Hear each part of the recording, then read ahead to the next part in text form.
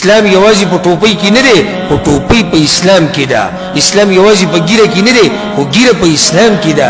اسلام یوازې په منځ کې نه دی خو مونځ په اسلام کې دی زکات یوازې په اسلام کې نه دی خو اسلام په زکات کې دی دا شیطان به په تا پورې نښتي خطه درس لره روان څه کوې لکه زم درس نه نو په فیسبوک به بیا واورې که نه څه کوې چې بیا بیا واورې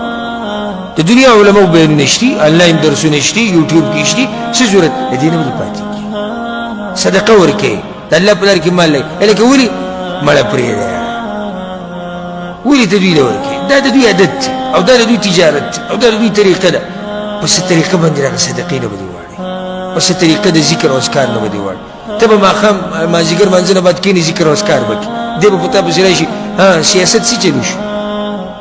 هسې وي د امریکې کوم صدر به وګټي او دا به کومې ووټونه ډېر وایي لکه پرېږده د هغوی ووټونه دي که څوک یې ګټي څوک یې بېلي ته ځه خپل کار کوه ما ته اوس مخکې دا و چې د شیطان وسوسې څه دي تا به په داسې کار کې اخته کړي چې فایده یې نشته لکه اوس ګوره په سیاستو کې دی به کښېني هسې زمونږ د وزیر اعظم چې دی که د ده په ځای د پلانې راغلی وی او دغه بلې لږ شاته کړی وی او دا بلې مالی وزیر کړی وی او دی وزیر خوراک کړی وی او دی وزیر دا خبرې هغه څوک کولی شي چې د چا خبره منلی کېږي او څوک په دې باب کې یي دا د هغه کار وي د هر فن دپاره سړي دي ته خپل کار کوه شیطان ګورې دا دسیسه ده او دا طریقه ده چې په داسې کارونو کې دې اخته کوي چې تا به د دین نه واړې ښه د دې په ځای دا کومې خبرې چې موږ کوو او په ګنټو ګنټو ناست ولګوي که د دې په ځای موږ الله یاد کړو که د دې په ځای موږ یو پیر وایو استغفر که د دې په ځای موږ یو پیر وایو چې صلی الله علیه وسلم د دې په ځای موږ یو پیر وایو سبحان الله وبحمده په جنت کې راته ونه ولګېده لا حول ولا قوة الا بالله د جنت خزانه درته میلاو شو موږ نه دا وختونه ډېر ضایع شو او اکثر د څه د لاسه د دې انسي شیطانانو د لاسه دا کوم شیطانان چې په څه کېږي په انسانانو کې دي نو الله دې موږ د دواړو د شر نه ساتي د انسي شیطانانو د شر نه او د پیریانو د شیطانانو د شر نه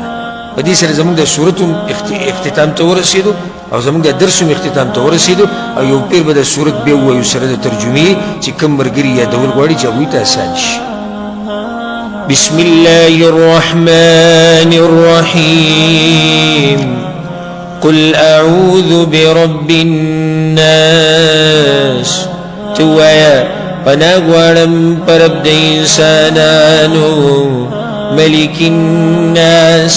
باچا د انسانانو اله الناس معبود د انسانانو یا حقدار د بندګۍ د انسانانو من شر الوسواس د شر د وسوسو اچونکي نه الخناس چې پټېدونکی دی الذي يوسوس هغه چې وسوسې اچوي فی صدور الناس پسینو د انسانانو کې من الجنة والناس د پیریانو او د انسانانو ندی الله دې موږ پوه کړي په قرآن باندې او الله سبحانه وتعالی دې موږ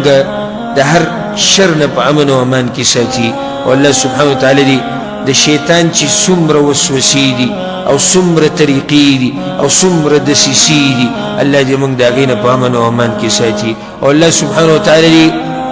موږ له مرګ په هغه وخت کې راولي چې کله الله زموږ نه راځي او الله دې زموږ